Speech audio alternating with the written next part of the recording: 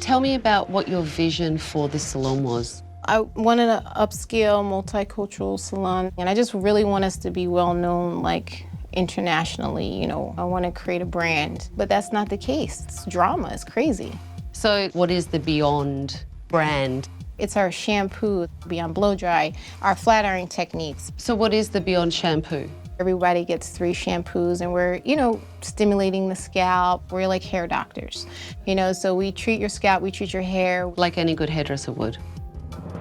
Do you think that your staff are living up to the vision that you have for your business? You know, it's a struggle every day. What are the biggest issues that you have with your staff? They're maniacs. I mean, they don't follow the policies. It's like I'm constantly reprimanding my children. I'm walking around being the mean guy, and that's how they view me. Well, tell me how you would characterize your staff. Some of them are lazy, some of them are complainers. Okay. It's hard to find good help. I feel like I'm out of control of the salon, and I'm just trying to provide for my family, and it's really, really hard. All right, so tell me what's going on financially for you and your husband in the salon? Well, we're about $90,000 in debt, but I've been working for 11 years, and I have 3 kids. You have 3 kids? Yeah. We go week by week. One week pays for payroll, the next week pays for bills and supplies. That's a lot of money, and that's a lot of stress. I'm exhausted. There's a lot on your shoulders, and I can see that stress. Tell me what's going on. My mom just passed away in October. I'm sorry. Well, she passed away from breast cancer, and I don't have the energy to deal with everything. You have a lot going on. Listen, the things that you're worrying about truly are life and death. I know. It sounds like you left a little bit. Are you prepared to be present in your business again? Yes. Okay, well, let's take a look. Hello? Val. Yes, I'm sorry, my son just called. Like, I'm not paying you to talk on the phone. Oh, I know. And who's that? Valerie. Valerie. And Valerie is? She's my receptionist. Your receptionist. I gotta make this real quick because my boss is a bitch today. What's your plans for today? Again, you're gonna sit home in the house? I was cleaning up after you and your girlfriend yesterday. Well, Val's batting 1,000 in my book. All day she was on the phone. And clients were sitting there. I know. And she was loud. Is that the Beyond experience? Definitely not. Let's take a look at this. This stuff is old. We need new stuff. That's Monica. She's animated, like I saw Monica, your stylist, screaming across the salon at you. it's totally unacceptable. And you participated in it. So then make a list and I will get it, okay? You've been getting it for like 3 months. Well, it's first thing in the morning and I'm walking into freaking chaos. I mean, I saw yelling like that in front of clients all day, backwards and forwards, across the salon, from the front desk to the stations. They should clean their hair under their station. Yeah, I came in here, it was on 60. Who's gonna pay my electric bill? It was just constant yelling. Sometimes they need a foot up their ass. Yeah. And what do they think of you? I think they think I'm tough on them, but they're babies. Let's keep watching. She does it all the time. She answers the phone. Oh yeah, I can take you. Oh yeah, come on in. And then 2 minutes later, it's like, I didn't answer the phone. I didn't either. You didn't book her. Believe me, Aisha probably did it. She's famous for that, boy. She does it all the time. And now we gotta figure it out. So is it normal that your stylists are triple booked every day?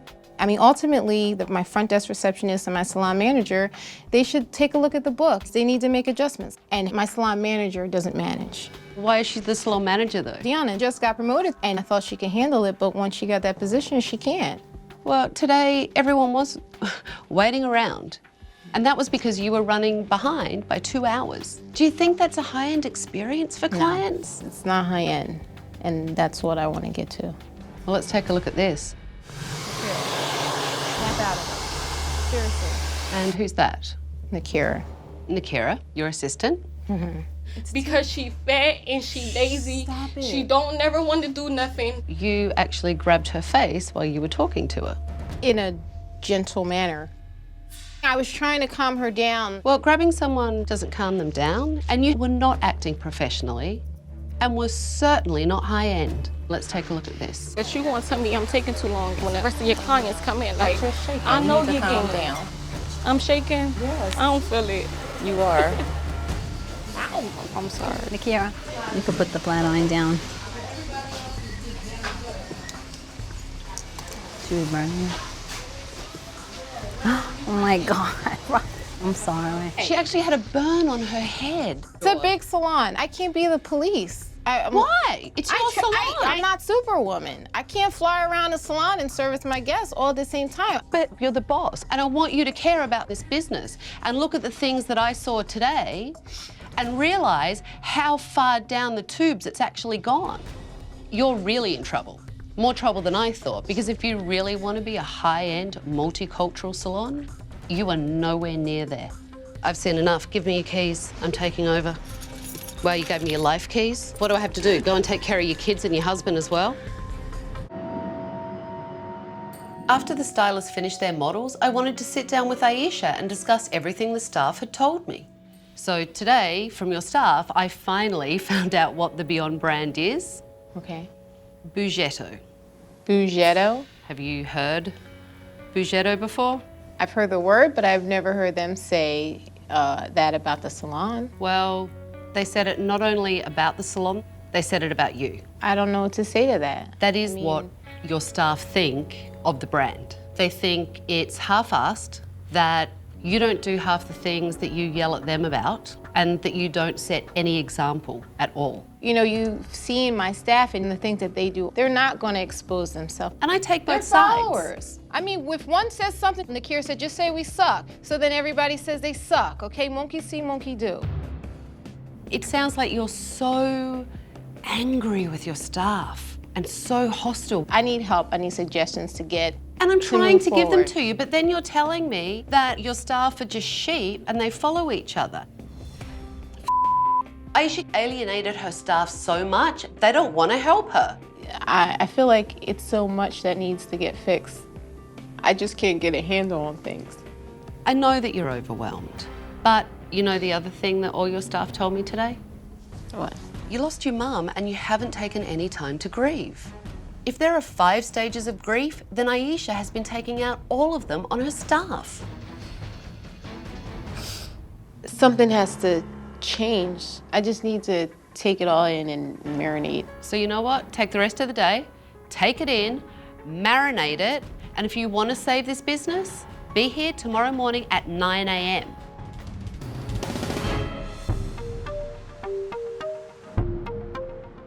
Aisha has lost track of how bad her salon has become. So I'm bringing in clients to tell her what it's really like. Why don't we start with Shawnee? I know you have not been to Beyond for 2 years. Approximately, yes. And I think Aisha is so talented. And when I used to come here, I left here feeling beautiful every time. The appointments were on time and you felt important. But towards the end, I would be here for hours. There was a final straw for you that you said enough. It was a very important event. And I was told to be here first thing in the morning, and I had people waiting for me because I was here all day. And look, no one really has time. All of these ladies are paying for a service and they want to feel special and they want to feel relaxed when they're sitting in the chair. One of the first things that I noticed that really surprised me is you mistreated your employees terribly. No one should take that type of abuse from a boss. The thing for me coming in, there was a lot of yelling going on. There was some arguing with the lady behind me. A lot of phones going off. Cell You know, phones. cell phones. I was like, oh, what is going on here? I mean, are you seeing what these ladies are seeing? Yeah.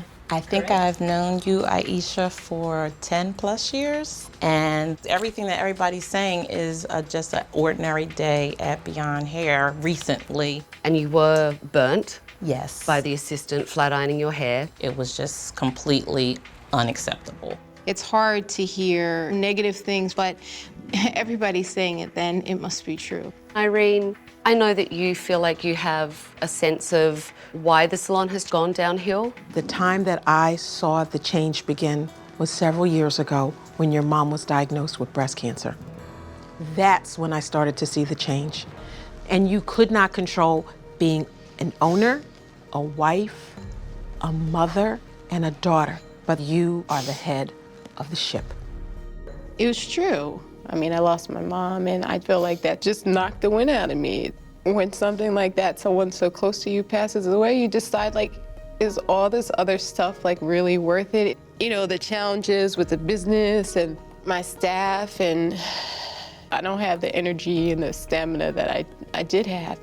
Look, I wanted you to be able to hear it from someone else because I know you've been having a hard time hearing it from me. I just couldn't do it. I just closed my eyes to a lot of things. I get it, I understand it, but it does have to change because you have to really open your eyes and take a look to save this business. This isn't a brand, Aisha. Whatever vision you had at the moment, what you're left with is something that's truly gone to hell in a handbasket. Yeah, it is. This team is so out of control. You need to be a leader that they respect. You need to lead by example. I get it, and I want to be the best me that I can be. And I want this salon to be the best that it can be. I feel like it's the first time that I'm really getting through to you. What we need to do now is to get your team in shape. I'm excited. Let's go. Okay, tell me. Most of your faculty is tired and have lost their passion.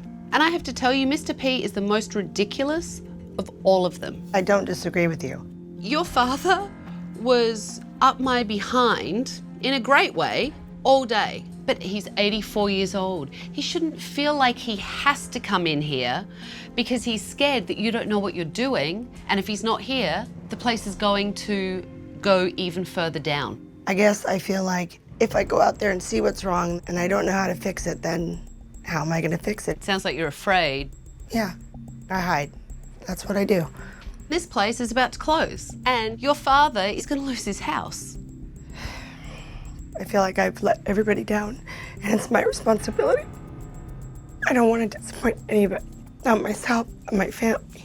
Well, we need to get that feeling back where you work hard to make this place everything that your father did make it. Yeah. And then you make it everything you want it to be. And tomorrow we need to start to do that.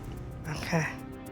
So why don't you tell the team here some of your most important principles? Absolutely. The first point that I want to talk about is what we call true leadership. Sometimes you find beauty school instructors who seem like they were weaned on a pickle, meaning they're sour, mean, bitter. I've seen a couple of those. Oh yeah. New school leadership is that you inspire people, and there's a very fine line that you all walk. Yes, it's a student, and yes, you're there to make sure they're following that career path, but at the end of the day, they are your customer. They're the reason why you get to drive the car you drive, live in the house that you live in. Dr. Flavio, you have a very strong legacy and story behind your school. Your students should buy into that and be inspired by it. Why are you crying? Everything you said is just so meaningful and true. And we forget that. And we've allowed our other things to get in the way of keeping it alive and keeping it the way it's been the last 53 years. This is what I was meant to do, but I kind of fell off the wagon a little bit with it. And now I feel like, oh my God, this is why I got so excited to come to work for so long. And now I'm excited again. What do you think, Dr. Flavio? I am very, very impressed, and I'm very honored to be here. Thank you. We're honored to have you here. We really are. It's my pleasure. I started my first school 28 years ago. Not as long as you, but I hope to one day. That's great. Yeah. That's great. Keep on the torrents, will you? Tell me what's going on. My business is really, really slow, and I don't know why. When I opened up the salon, I was in it 100%. I was there 5 days a week, open to close. It was fun. And I know it's kind of crazy, but that's why I opened up a business. I wanted to have fun at work, and I want everybody else around me to have fun. Okay, so you opened a business because you wanted to have fun. Yes. Now it's a struggle because I have 2 little ones at home. Vaughn's 5 years old, and Devin just 3 years. I don't have a set schedule. How often are you in your business? 3 days a week. And how much of the day do you spend there those 3 days? Wherever I can find the babysitter or however I can figure out my clients, on average 3 to 4 hours. There are a lot of women out there that juggle being a business owner and having a family and doing both really, really well. If I could be there 5 days a week, I would be. So tell me about the finances in your salon. How have you been keeping your salon afloat? We borrowed against my husband's 401k and we live off credit cards. And how much have you borrowed against your husband's 401k? About 80 grand. That's a lot. And it has to be really stressful. Yeah, we're foreclosing on our house. That's astonishing to me, and that has to be really hard, but you kind of say it like it's no big deal, like it's a throwaway. Because I've just already gotten past that point where it's not a big deal. How do you get past foreclosing on your house? I mean, you have a family, you've got 2 little kids. We bought the house when we were doing really well in the salon, bottom line. And I just couldn't afford to keep it all. That sounds like you chose your salon over your house. Yes. Yes, I did. How does your husband feel about it? I mean, he's very supportive of me. Of course he is. Obviously, he wouldn't be doing this. And that's great. Yeah. But, I mean, he's losing his house. And let's face it sounds like you've kind of let your business just go to hell in a handbasket. Anyways. Do you have any idea what happens in your salon when you're not there? Mm-mm. Do you even care? Of course I care. Well, it doesn't sound like you care. I know, because it's my misperception that I tend to give out a lot. This is my personality. I mean, this is just how I am. It's like... If your personality is to not care, then you don't care. Okay. So let's take a look at what happened in your business today when you weren't there. Look at it, it's all empty. All of it. Please tell me there's 1 towel in there. No, ma'am. Great. Clients were already coming in, and there was literally 1 towel in the cupboard. I don't know why that's happening. Obviously, it's because you're not there to make sure that it doesn't happen. Okay. Well, let's take a look at this. There were like 4 messages, but they're all from like Friday. Did anyone listen to those? No, don't worry about it. If she doesn't, don't worry about it. That's bad. Clients think, I need my hair done, I'll go somewhere else because no one's calling me back. That's money out of your pocket. It's embarrassing. Seems like many things are embarrassing in your salon. I know, right? I know, right? Let's take a look at this. Do you have somebody coming in right now? Why? Because I was gonna see if you could shampoo my client up front and just throw a conditioning treat on her. I can't. Sorry. Who was that? Julie. Okay. Julie refused to help one of the stylists when they needed a shampoo because they were running late, while she was sitting on her ass in the break room on her cell phone. The staff, they just need to be a more team player. What does that mean? I just want everyone to be adult-like, to come in looking good and do your job. It sounds like your philosophy is just let people come, do whatever they want to do, and it's okay. That's what I'm saying to you. And when I say it out loud, I know it sounds horrible, but that's just me. I'm very laid back. It's just a really lazy, complacent attitude. I mean, it's ridiculous. I get it. Do you really get it though? Because you're telling me that this is how you run your business. What do I want to say? Take a look at this. So who is that? That's Brooke. You're a little. Brooke was flashing her breasts. Do you think that's appropriate? No, in that's the salon? definitely not appropriate. So why do you let her get away with it? Take a look at this. Well, I'm trying to tell her what the is going on since she hadn't been here and she's late and she's like, I just don't have time for this. Whatever. I'm not gonna worry about her if she doesn't worry about us. Brooke gave that client an earful. Right. That's not good. About how you're never there and you don't care, so why should they care? Anyways. I mean, why do you do that all the time? You just blow it off and you're like, anyways. Like, you know, the problems magically disappear. They vaporize. You say them and then you just... don't want to deal with them, right? Yeah, you stick your head up your ass. There you go. Let's take a look at this. Where's our boss? Where's Kim? Her client's here. Your client was sitting up front waiting for you. Sometimes I run a little behind. Wow, what a surprise. I know, obviously. You barely work in the salon and now you're telling me that you run a little behind sometimes. It sounds like you're actually not doing anything for your salon at all. Well, that's not true. I mean, I do a little bit of stuff. I just have 2 kids holding me back. When you say that, you're actually using your kids as an excuse to not want to be in there. And not be in your business. I get it. You've gotten into this position because you haven't stepped up and run your business. I'm just busy all the time. You're too busy for your own business. I don't know how to explain it. It's so mind-blowing to me. Okay. You have been foreclosed on. Your husband is blowing through his retirement fund. Right. You're going to be out on the street with your kids. Anyways. I mean, I hope by the end of this week, I can try and make you care. So give me your keys, I'm taking over. Come on. This is your house that you're foreclosing on? What? What just happened? Kim and Eric are in the process of losing their home, and they need to understand the gravity of the situation so Kim can get motivated to save her business. It's not a pretty image. I'm sorry. I'm sorry if I It's okay. It's okay. I mean, that was a stunning sight. It was really frustrating. It was awful. The thing is, Kim, if you actually start working and start making money, you could have both. I know that. I see that. You chose to keep your business. Now you have to save it. Right. It's about you working harder. You gotta be the boss. I mean, you need to be up there full time, 5 days a week. And if you're up there full time, you'll be happier. You're right. It was a turning point for both of us because we have a family to consider. So I'm gonna step up. I worked 5 days a week, open to close, and I could do it again. It's my business. I lost it all. I take full responsibility. Well, that's the first time I've heard you actually do that, and that's a good thing. Now that Kim's committed to Eric, she's going to be in the business full time, she needs to learn how to step up and lead her team.